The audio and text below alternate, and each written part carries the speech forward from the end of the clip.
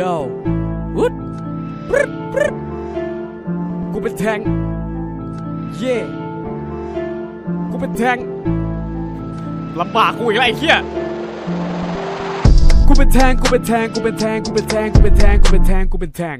กูเล่นแทงเข้าไปตายแม่งไม่ตามกูสักโคตรเลือกตัวแทงให้ควายฟาร์มปล่อยกูยืนตายอยู่หลังป้อมพอกูตายมึงก็ลุมด่าพอมึงตายไอ้สัตว์แทงกูทำอะไรผิดเนี่ยกูเป็นแทงกูเป็นแทงกูเป็นแทงกูเป็นแทงกูเป็นแทงกูเป็นแทงกูเป็นแทงกูเล่นแทงเข้าไปตายแม่งไม่ตามกูสักโคตรเลือกตัวแทงให้ควายฟาร์มปล่อยกูยืนตายอยู่หลังป้อมพอกูตายมึงก็ลุมด่าพอมึงตายไอ้สัตว์แทง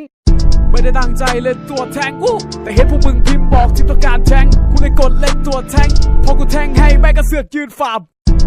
มหาพ่อมึงล่ะฟาร์มไปฟาร์มมาแม่งก็เสือกไม่เกิดแถมยังเสือกเข้าไปแจกสุดท้ายก็โดนแดกเพราะทีมมันเกิดโย่